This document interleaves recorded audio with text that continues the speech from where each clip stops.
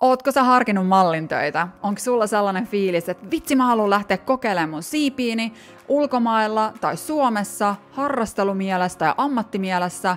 Mä haluan päästä esiintymään ja kokeilemaan, miltä nämä mallinduunit tuntuu musta. Mut sä et tiedä miten. Miten sä aloitat? Miten tää koko homma lähtee käyntiin? Mitä sun kannattaa ottaa huomioon?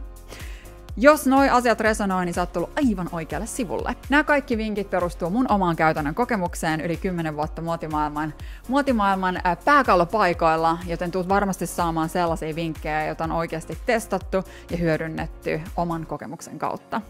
Ja senpä takia mä haluan tarjota tämän valmennuksen sulle ilmaiseksi, koska tää on mun lahja niille teille kaikille upeille ihmisille, jotka haluaa lähteä kokeilemaan siipiensä mallina, mutta ehkä tällä hetkellä ei ole vielä ihan semmoinen fiilis, että pystyy investoimaan siihen rahaa, niin mä toivon, että sä tuut erityisesti hyötymään tästä valmennuksesta, koska tää on niin mieletön ammatti, jos tähän valmistaudutaan oikein, jos sä saat just sellaiset vinkit käteesi ja vinkit eteesi, jotka voi oikeasti auttaa sua tällä matkalla. Let's get ready to shine, shall we?